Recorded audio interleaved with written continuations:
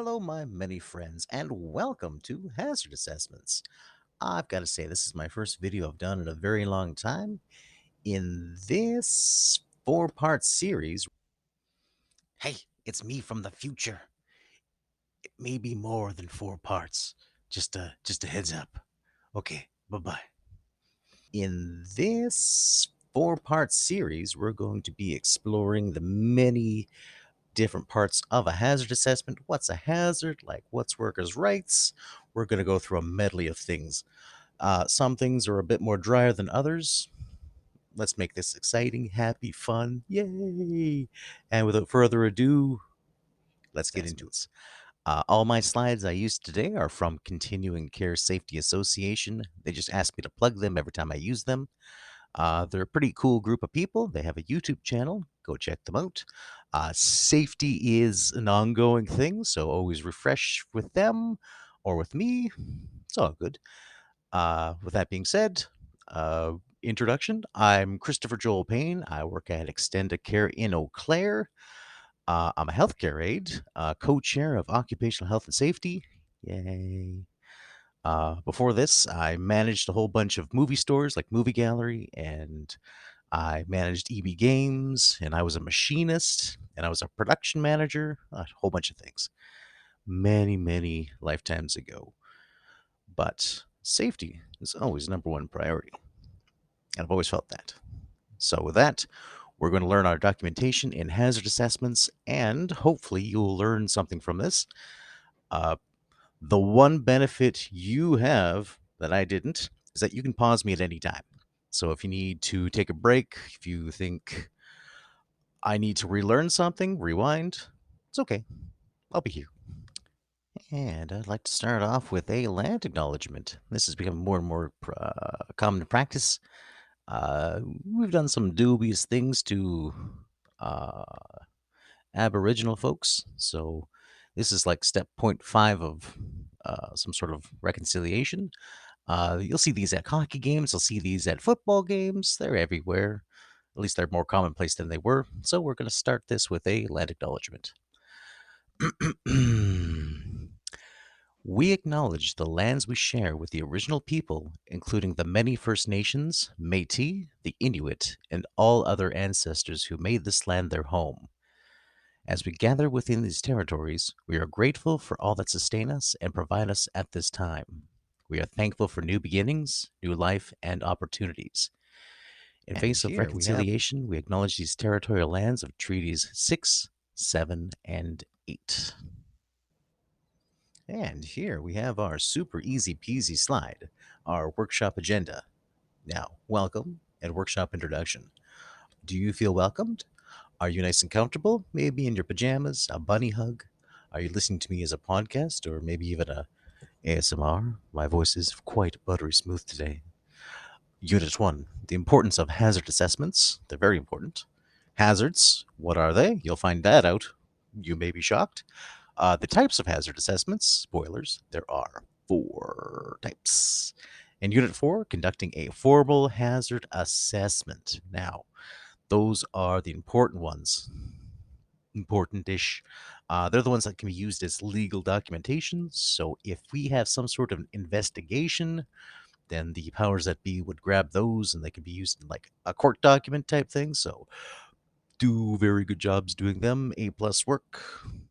And here we have our learning objectives. And with this, we're going to read verbatim from the textbook, and I will have my handy-dandy assistant Amber to do this for us. When you complete this workshop, you will be able to 1. Explain why hazard assessment and control is a key safety program. Activity 2. Describe the responsibilities for employers, supervisors, and workers in the hazard assessment and control process. 3. Describe the different types of hazard assessments. 4. Categorize hazards according to their category and/or source. 5. Demonstrate an understanding of the hazard assessment process. 6. Recommend ways to control hazards using the hierarchy of controls.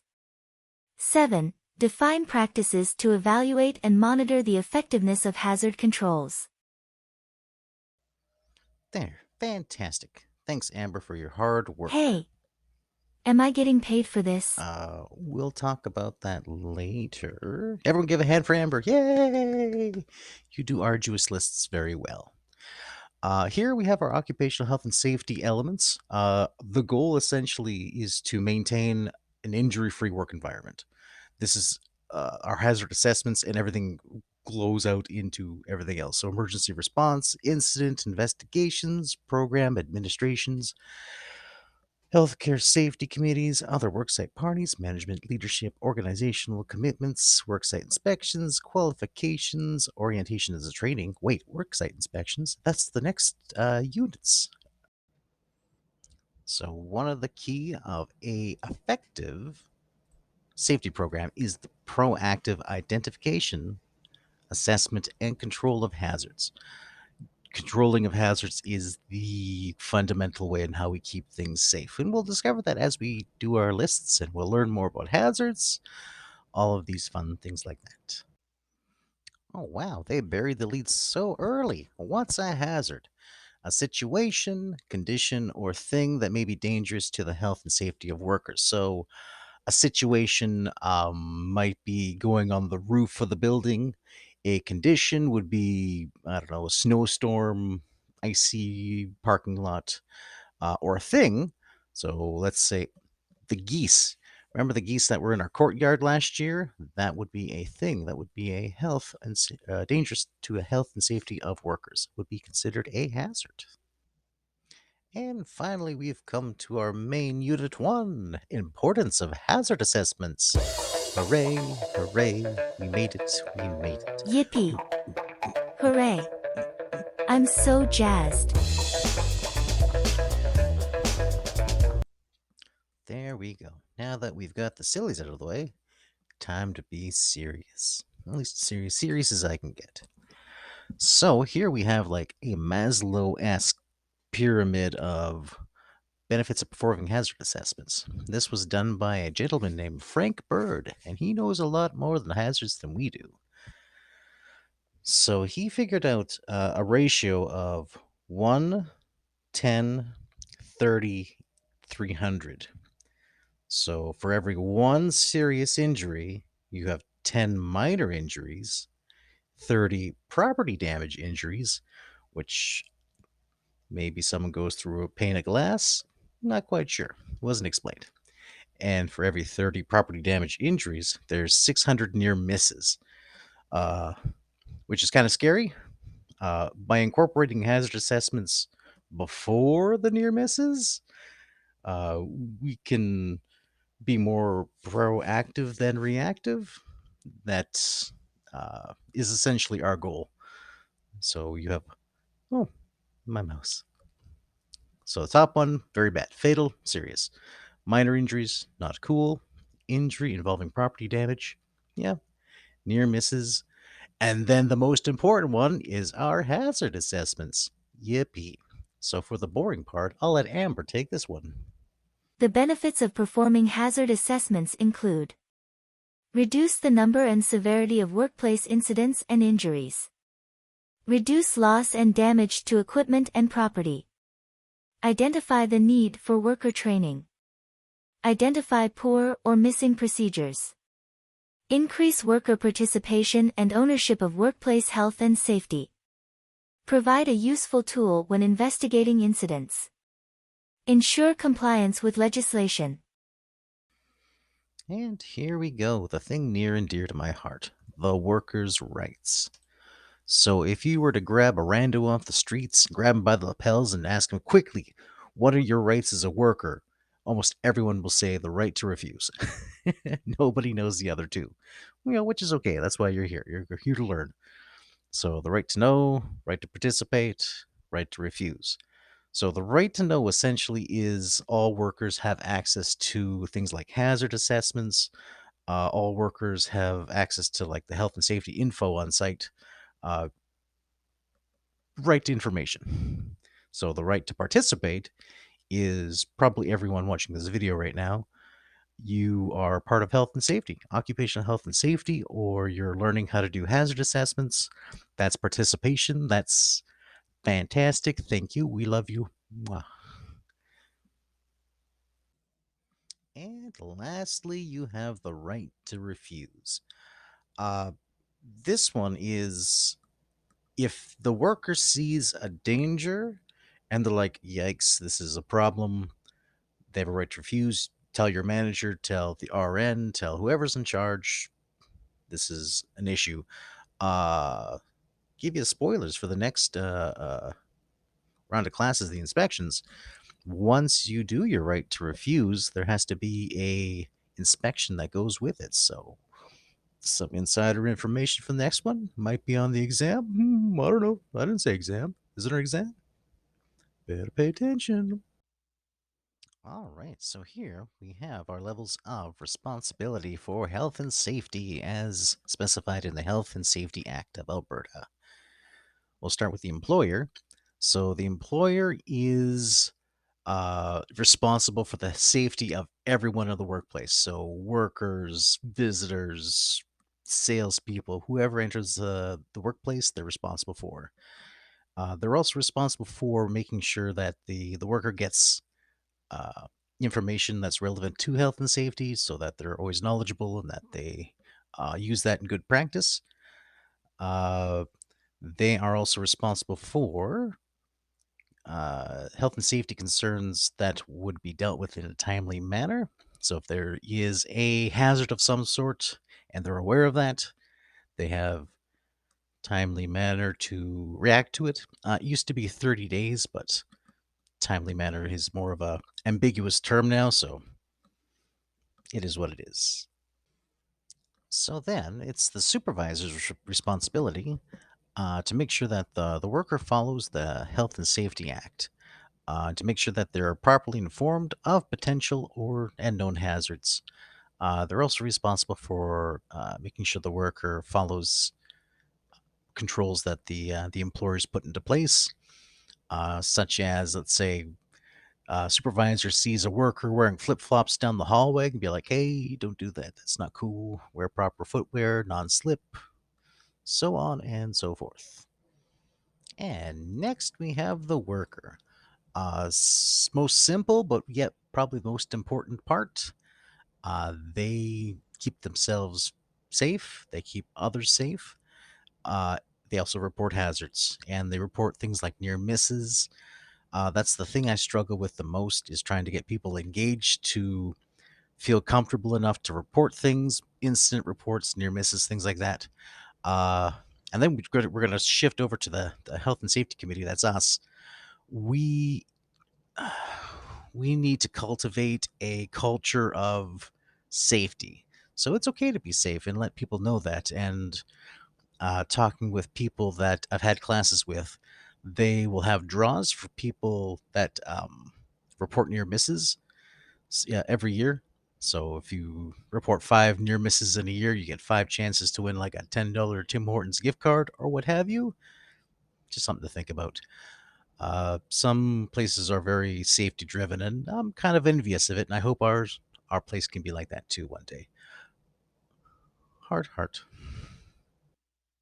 And here's Amber with the long, drawn out stuff. Take it away, Amber. How would these responsibilities look in the workplace? Employer, it is important to understand the introduction of all persons at or in the vicinity of the worksite. There are many other worksite parties besides employer, supervisor, and worker that could be at or in the vicinity of the worksite.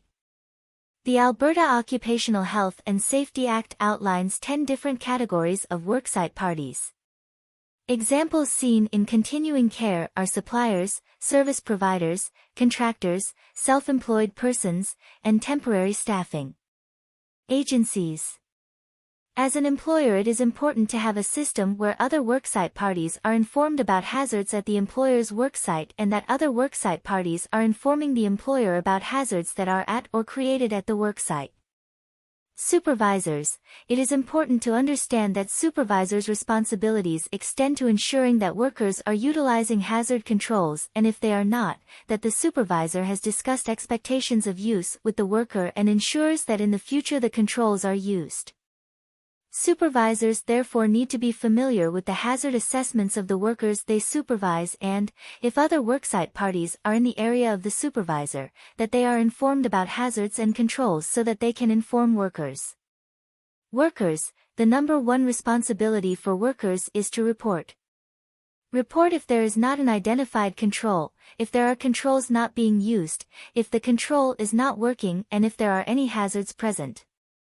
Secondly, workers need to utilize all of the controls put in place by the employer at all times. Here is a summary of the legislation concerning hazard assessment, elimination, and control. The detailed legislation quoted from the Alberta Occupational Health and Safety Act, Code and Regulation can be found in Appendix 5. Alberta OHS Act, Part 2, Availability of Information Section 14 requires that all employers have a duty to provide health and safety information, which includes all information about hazards, hazard controls, work practices and procedures at the worksite and that all information is available. Alberta OHS Code, Part 2, Hazard Assessment, Elimination and Control. Section 7 requires employers to assess a worksite and identify existing or potential hazards before work begins. Employers must prepare a dated report that provides the results of the assessment and specifies the methods that will be used to control or eliminate the hazards. Hazard assessments are required to be reviewed at various intervals. Section 8 requires employers to involve workers in assessing, controlling, and eliminating potential hazards and ensure that all workers are informed about hazards identified. Section 9 requires the elimination of identified hazard, but when elimination is not reasonably practicable, hazards must be controlled.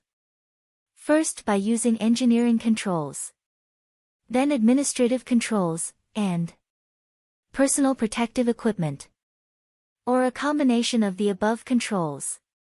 Section 10 applies in situations where emergency action is required to control or eliminate a hazard that is dangerous to the safety or health of workers. Only those workers competent in correcting the hazardous condition may be exposed to the hazard. The number of these exposed workers must be kept to a minimum, as few as is necessary to correct the condition. The employer must make every possible effort to control the hazard while this is being done. Yowie wowie, that was a lot. But it's very important. But on the good news, it's 2023. As long as you have a bare understanding that there are rules and laws in place, you don't have to necessarily memorize it. I'm going to tell you an anecdotal story. About 10 or 11 years ago, when I was studying to be a machinist, we have a machinist handbook, which I have right here. This is our machinist handbook. It's like 5,000 pages of just math. And to pass the course, you needed to go through and look up different formulas and equations and things like that. And me being a snot-nosed young person, I had my tablet with me in class, and I could just look them up in my tablet. It was so much faster. So do that, and you get to see behind the screen a little bit. This is my entire screen. We're going to go here. This is our occupational health and safety codes. This is moi. If you have an afternoon to yourself, make yourself a cup of tea, lock yourself in a closet, just read all this. It's got definitions, chemical hazards, overhead power lines, everything you want. This is the website. I'll post it on the screen on the next slide. I don't know if I can do a link. We'll try. We will see. But this will go into our next slide. And right here we have a little sample size of our Occupational Health and Safety Act and Occupational Safety Code. Now pause this video, go through each and every one. I want you guys to pick one. We're going to do a little exercise, kind of as a fun thing to do, I suppose. Through the power of magic and editing, whapow, the link should be on the screen, or at least a website where you can just punch it in. We will see how amazing my editing skills are. Subpar. And here we have basically the end goal for all of our hazard assessments and inspections, things like that, is our core certification of recognition. Let us go on a little field trip. Uno momento. And field trip time. Get a certificate of recognition. Core.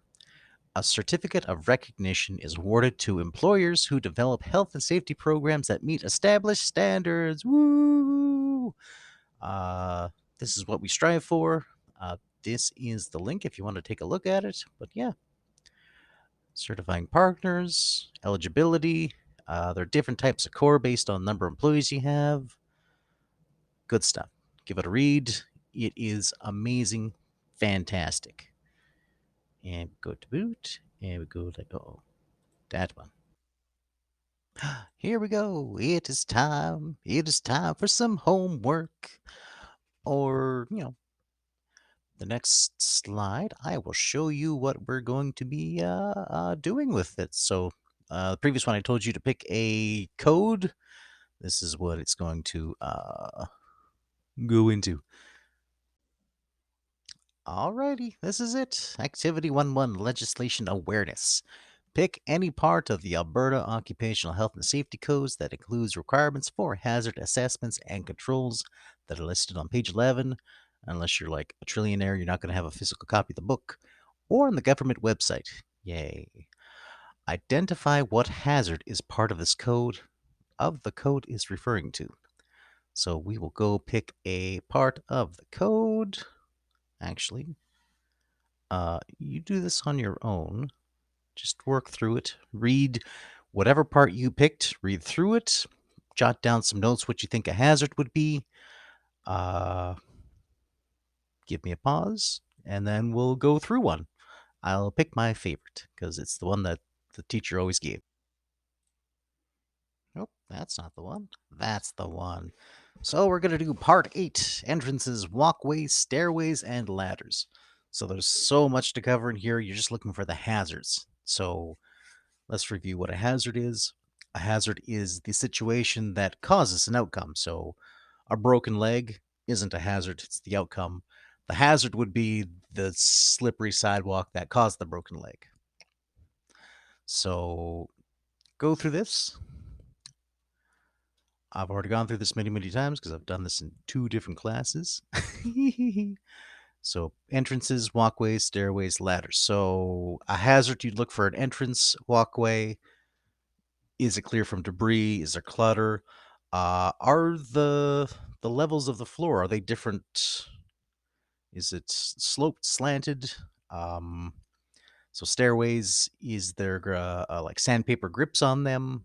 Are there anything in the way of the stairways? Ladders, are they good working condition?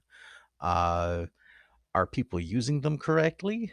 I think the standard used to be you couldn't stand on the top rung or the second top rung, and I even think the third top rung you can't stand on anymore in a hazard situation.